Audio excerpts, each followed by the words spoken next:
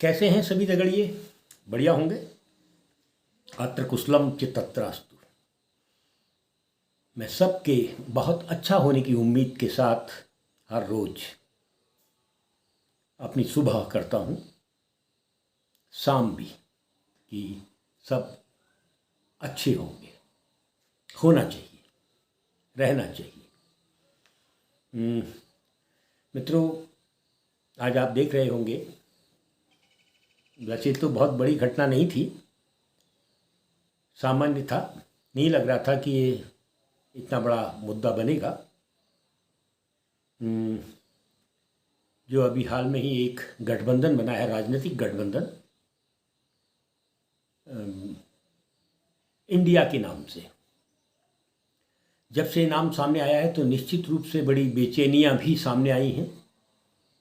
अब राजनीतिक दलों का ही संगठन है तो बेचैनी भी राजनीतिक दलों में या उनके घटकों में ही सामने आई है।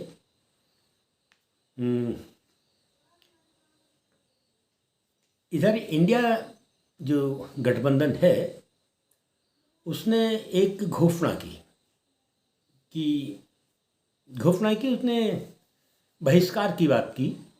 और इंडिया गठबंधन के जो राजनीतिक संगठन हैं उनके कार्यकर्ताओं, प्रवक्ताओं, नेताओं, पदाधिकारियों से कहा गया कि वे 14 एंकरों के नाम लेके कहा गया कि वे इनके कार्यक्रमों का बहिष्कार करें।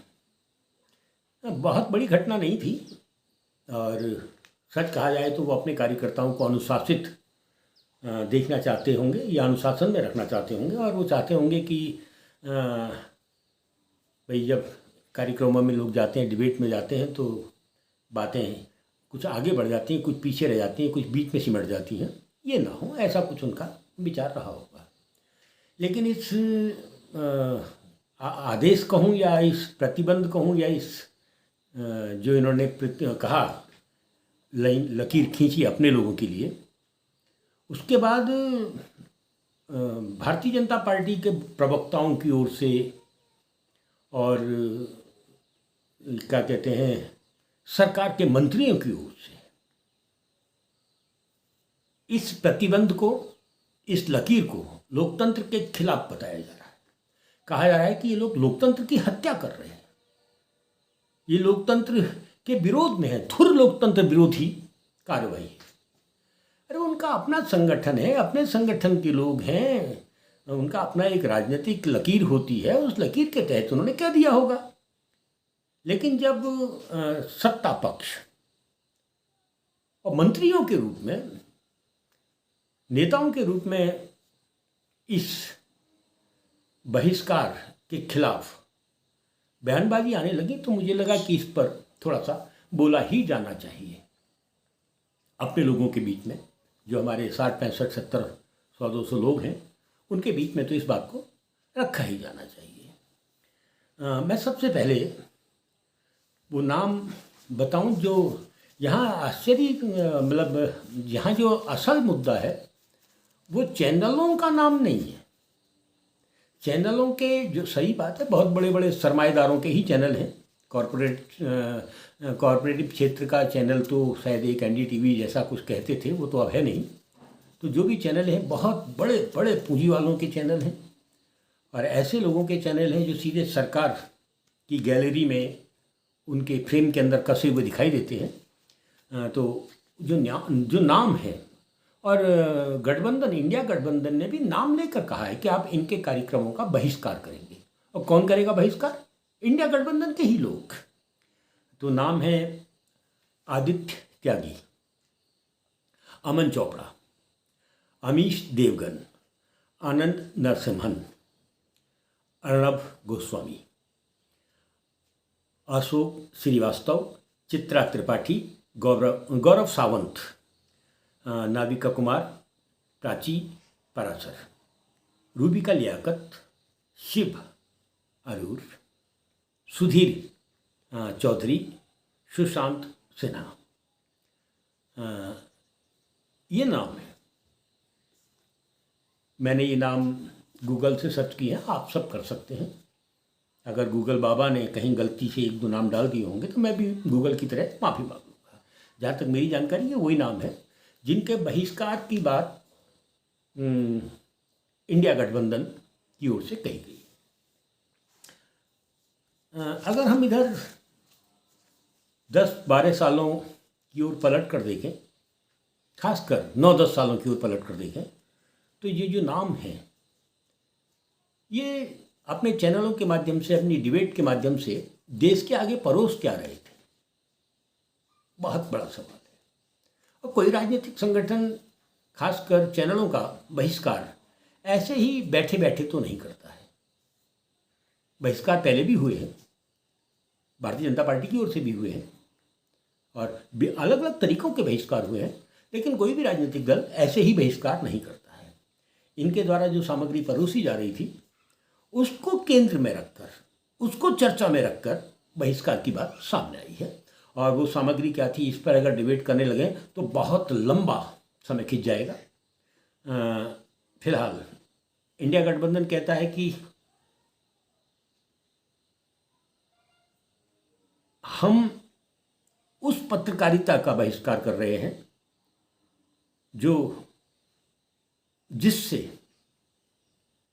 जिसको आज़ाद कराना बहुत ज़रूरी है।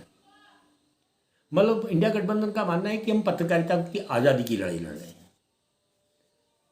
और अगर आप इसकी बहस में जाएंगे तो देखेंगे कि निष्ठा हद तक जाती हुई दिखी है, जाति के मामले में, क्षेत्रों के मामले में, आदि आदि आदि आदि। मैं एक छोटा सा जिक्र कल परसों का ही कर दूं भारत के अंदर पत्रकारिता को लेकर, या पत्रकारिता में सरकारी हस्तक्षेपों को लेकर। G20 की बैठक भारत में हुई थी और खोदा पहाड़ निकली चूहिया का उसका जो नतीजा पूरे देश ने देखा। भले ही वो स्वागत करा रहे हैं और कह रहे हैं कि हमने कद्दू में तीर मार लिया और अंतर्राष्ट्रीय हो गए, हम विश्व गुरु हो गए, वो एक प्रचार चल रहा होता ही। राजनीतिक दल है भाई, अपना वोट के 24 के चुनाव से पहले तो कैसा कैसा प्रचार करेंगे ही, लेकिन जनता ने ये साफ कहा है कि ये कद्दू में तीर मारने जैसी एक स्थिति है। खैर, G20 सम्मेलन के तुरंत बाद G20 को लेकर एक शिकायत आई कि जो बाइडेन के साथ जो पत्रकार आए थे उनको सम्मेलन से दूर रखा गया। तो ये बात कब सामने आई, जब जो बाइडेन भारत से निकले और वो वियतनाम जाकर लैंड हुए और वियतनाम जाकर उन्होंने G20 के बाद की पहली प्रेस वार्ता की, प्रेस कॉन्फ्रेंस की। और उसमें जो उन्होंने बोला वो यहाँ दोहराने की ज़रूरत नहीं है, लेकिन वो सीधे सीधे भारतीय व्यवस्था पर तीखा प्रहार तो कर ही गए। मित्रों, जो बाइडेन अंतर्राष्ट्रीय चौधरी, विश्व चौधरी, अमेरिका में जो भी राष्ट्राध्यक्ष होता वो अपने आप को विश्व चौधरी से कम तो नहीं समझता। ये अलग बात है कि एक ज़माने में जब तक कम्युनिस्टों की सरकार थी रूस में, तो इनकी चौधराहट को गला पकड़ के रखा जाता था, कान पकड़ के रखा जाता था। और उसके बाद अब चीन उस भूमिका में है कि जब भी ये अपने आप को विश्व चौधरी के रूप में सामने लाते हैं तो कान पकड़ के बैठा देते हैं। लेकिन इधर वियतनाम में जो भी उन्होंने कहा उस पर चीन ने भी कोई तवज्जो नहीं दिया, और चीन तो खुद भारत आया ही। चीन के राष्ट्राध्यक्ष तो इस बैठक में भारत आए ही नहीं थे, रूस की तरह। खैर, उस पर फिर कभी। आज जब इस घटना के बाद, जब बहिष्कार के बाद भारतीय जनता पार्टी की ओर से, उनके प्रवक्ताओं की ओर से, मंत्रियों की ओर से जो लोकतंत्र की चिंता व्यक्त की गई है, वो शायद 2014 भूल गए। भारतीय जनता पार्टी ने सीधे से प्रतिबंध लगाने की बात कही थी NDTV पर 2014 में, बहिष्कार किया था। उन्होंने कहा बहिष्कार की बाकायदा घोषणा की थी। हाँ, निश्चित रूप से जिस खबर को कोट किया गया था, केंद्र में रखकर उनकी घोषणा थी, प्रतिबंध लगाने की मांग थी, उसमें गड़बड़ियाँ थी। और बाद में उन्होंने गड़बड़ियाँ जैसी सामने आई तो उन्होंने उसको स्वीकारा था, NDTV ने स्वीकारा था, उसका सुधार किया था। खैर, ये अलग बात है। इधर इन 10 सालों में भारत के अंदर कितने पत्रकार जेलों में रखे गए। एक पत्रकार साहब जो शायद केरल से कश्मीर पहुंचे थे एक छोटी सी खबर को लेकर, उनको गिरफ्तार किया गया और सर्वोच्च न्यायालय के जमानत देने के 1 महीने तक विभिन्न कारणों को दिखाते हुए उनको जेल के अंदर रखा गया। और तो और उस चैनल पर प्रतिबंध सुप्रीम कोर्ट से हटा जिसके लिए वो खबर करते थे, केरला। ये इसी दौर का किस्सा है, मैं बाहर की बात नहीं कर रहा हूँ। ये उन्हीं की सरकार के दौर का किस्सा है जो आज लोकतंत्र पर हमले की बात कर रहे हैं। इन 14 महानुभावों के, महान पत्रकार जो अपने आप को किंग मेकर ऑफ इंडिया मानते हैं, जो जानते हैं कि हमारी डिबेट से भारत में सरकारें बनती हैं, गिरती हैं, बिगड़ती हैं, कुछ भी आदि आदि आदि।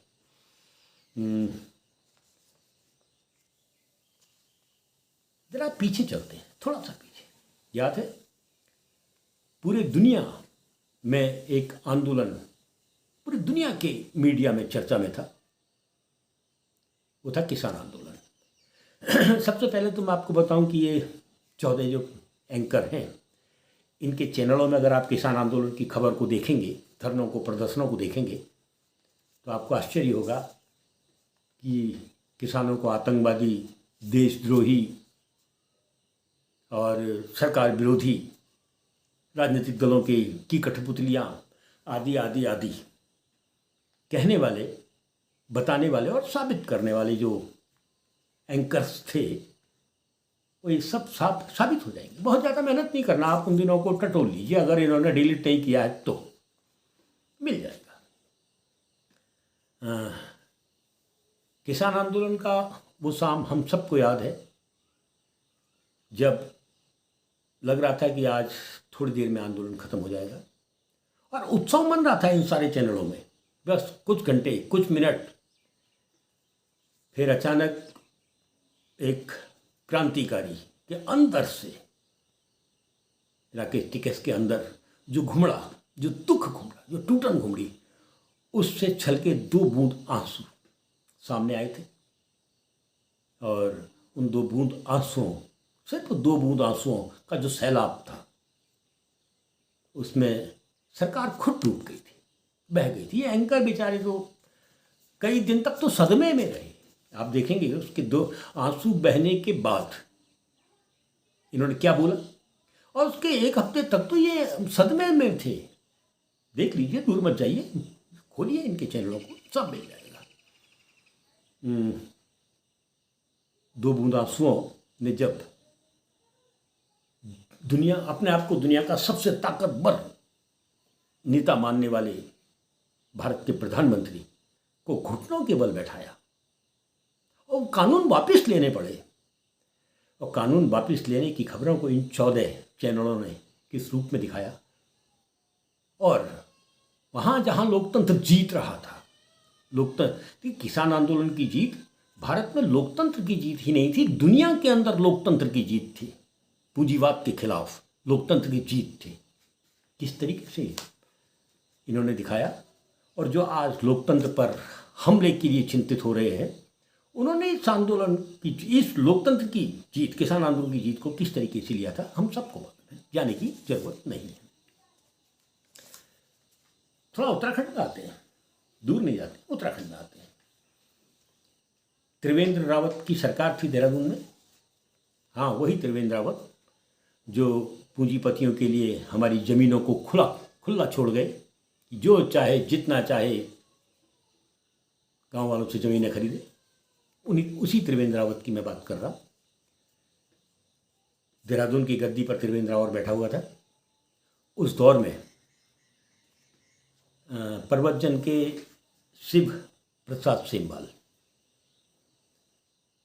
बहुत जुझारू पत्रकार, जिन पर आरोप इतने बढ़ दिए गए, साबित नहीं होने वाले। दूसरा था अभी उमेश कुमार, अभी खानपुर क्षेत्र से विधायक हैं। इन दोनों को संगीनतम धाराओं में देशद्रोही वो धाराएं कि मुझ जैसे डरपोक और सीधे साधे आदमी पर वो धाराएं लगी होती तो शायद मैं सुसाइड कर लेता, या मेरा जैसा कोई और होता तो वो अस्तित्वहीन हो जाता। इन दोनों के ऊपर जब संगीन धाराओं में मुकदमे डालकर जेलों के अंदर डाल दिया गया, तो ये 14 के 14 जो एंकर हैं, इन तक तो खबर ही नहीं पहुंची भी होगी तो जाने दो, सरकार विरोधी पत्रकारों को तो जेल में होना ही चाहिए, ऐसा शायद कुछ सोचा हो।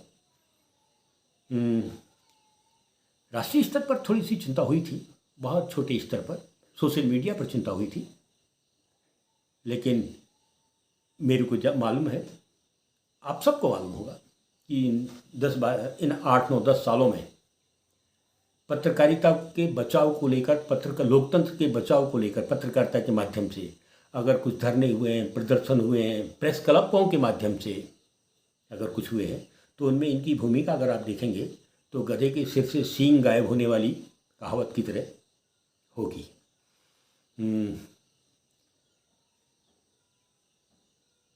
ये भी एक छोटी घटना और जोड़ दूँ मैं इसमें। हाल में ही चुनाव के दौरान जो मध्यावधि चुनाव बागेश्वर में चल रहे थे, तो करीब 30 साल से पत्रकारिता कर रहे हैं सुरेश पांडे, जो अभी एक यूट्यूब चैनल के साथ काम कर रहे हैं।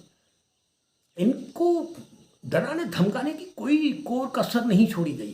कारण था, ये सबको समान रूप से दिखा रहे थे। ये जो कवरेज कर रहे थे वो एक पक्षीय नहीं कर रहे थे, वो द्विपक्षीय, क्योंकि 2 पक्षीय चुनाव में थे, तो द्विपक्षीय कवरेज कर रहे थे। इनको लिखना पड़ा सोशल मीडिया में कि लगता है कि मुझे अब पत्रकारिता से इस्तीफा देकर कहीं दूर चला जाना चाहिए। खैर, इस पर मैं पहले बोला हूँ, भविष्य में भी बोलूँगा, समय समय पर सवाल उठाएंगे इस पर। खैर, थोड़ा मध्य प्रदेश चलते हैं। याद होगा आप सबको, 10-12 लोगों को वहाँ की पुलिस बहादुर ने गिरफ्तार किया। उसमें एक पत्रकार भी थे, और कपड़े खोलकर नग्न अवस्था में थाने के अंदर बैठाया गया, कोतवाली के अंदर बैठाया गया। पूरी दुनिया में वायरल हुआ फोटो।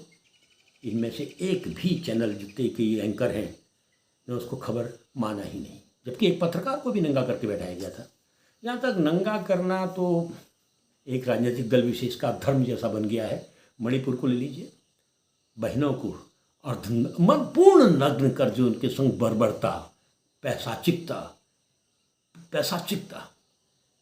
हुई थी, उस पर इन चैनलों ने कितने डिबेट कराई।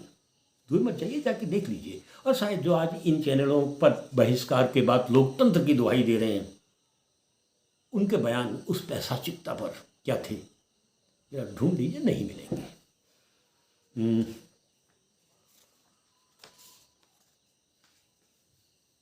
आपको याद है ना कि अमर चोपड़ा एक जगह कहते हुए दिखे थे कि परमानेंट इलाज जरूरी है। निश्चित रूप से जब गठबंधन ने, या यूँ कहूँ इंडिया गठबंधन ने, या महागठबंधन, चलो एक शब्द मैं जोड़ देता हूँ, इंडिया गठबंधन, जब इन 14 पत्रकारों, इन 14 एंकर्स के बहिष्कार की इनके कार्यक्रमों के बहिष्कार की घोषणा की। अभी इनके हुक्का पानी बंद करने की घोषणा नहीं है, इसलिए मैं इनके बहिष्कार की बात नहीं करूँगा।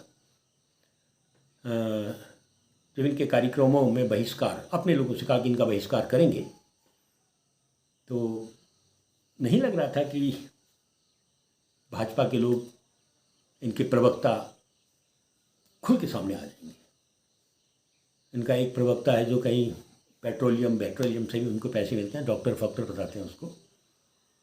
उसने जो बयान दिया उसके बाद वो तो चौंकाने वाला है। उन्होंने कहा है कि इन पत्रकारों की जान को खतरा है, अगर इनके लोग कुछ कर देते हैं तो क्या होगा। अरे, इनकी जान को तब खतरा नहीं हुआ जब वो धार्मिक मसलों पर देश को तोड़ रहे थे। अब क्या होगा। और ये बयान देकर उस प्रवक्ता ने अपनी मंशा साहित कर दी कि हम किस स्तर तक के गिरे हुए लोग हैं। एक दूसरे हैं, वो कानून मंत्री भी रहे हैं देश के, उन्होंने तो यहाँ तक कह दिया हमारी विचारधारा, मतलब जो आरोप इंडिया गठबंधन ने लगाया था उसको स्वीकार लिया। वो कहते हैं हमारी विचारधारा के पत्रकारों के बहिष्कार की बात इंडिया गठबंधन कर रहा है।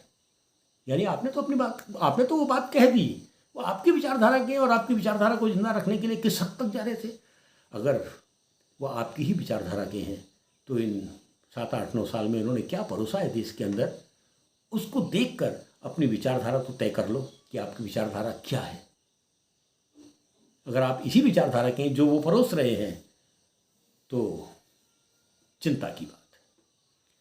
मित्रों, दगड़ियों, आने वाला समय जो दिख रहा है जो सर पर दौड़ते घोड़े की तरह नहीं आ रहा है, बल्कि मंद मंद बहती बसंती हवाओं की तरह दिखने लगा है सामने, जिसको हम नया भारत कह सकते हैं। एक नया भारत, ऐसा भारत जिसकी युवा पीढ़ी विज्ञान के सहारे सामने आ रही है, जिसकी युवा पीढ़ी गांधी के सहारे सामने आ रही है, और जिसकी युवा पीढ़ी कार्ल मार्क्स को भी समझते हुए, मैंने कहा विज्ञान के सहारे, और कार्ल मार्क्स को भी समझते हुए चीजों को तोल रही है। वो युवा पीढ़ी एक नए भारत के निर्माण को करती हुई दिखाई दे रही है। और जब ये नया भारत सामने आएगा, तब वर्तमान दौर का जो ये भारत है, आज का भारत, उस पर शोध होंगे, वैज्ञानिक नजरिए से शोध होंगे, सामाजिक, राजनीतिक, समाजशास्त्र के विद्यार्थी, राजनीति विज्ञान के विद्यार्थी इस पर शोध करेंगे, इतिहास विषय के विद्यार्थी इस पर शोध करेंगे, निश्चित रूप से शोध करेंगे।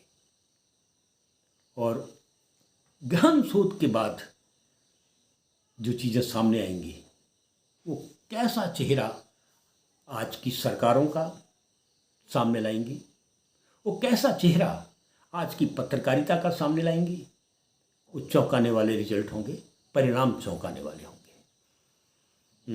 तब अभी हम कहते हैं शेम शेम, तो शायद ये शेम शेम शब्द इतनी दूर तक जाएगा, जो शब्द अभी हिटलर को लेकर, जर्मन से लेकर पूरी दुनिया में शेम शेम। निश्चित जानो, नया भारत सामने खड़ा है, बहुत गंभीर मुद्रा में खड़ा है, चिंतित मुद्रा में खड़ा है। और सुकून देने वाला ये है, शुभ संकेत देने वाला ये है कि वो नया भारत जो सामने दिख रहा है, वो विज्ञान के सहारे, गांधी के सहारे आगे को बढ़ता हुआ दिख रहा है। और यही वो जो उसका रूप है, वो बता रहा है निश्चित रूप में भारत एक बार दुनिया को फिर नया रास्ता दिखाएगा, जैसा कभी बुद्ध ने दिखाया था। मिलते हैं तगड़ियों रोज की तरह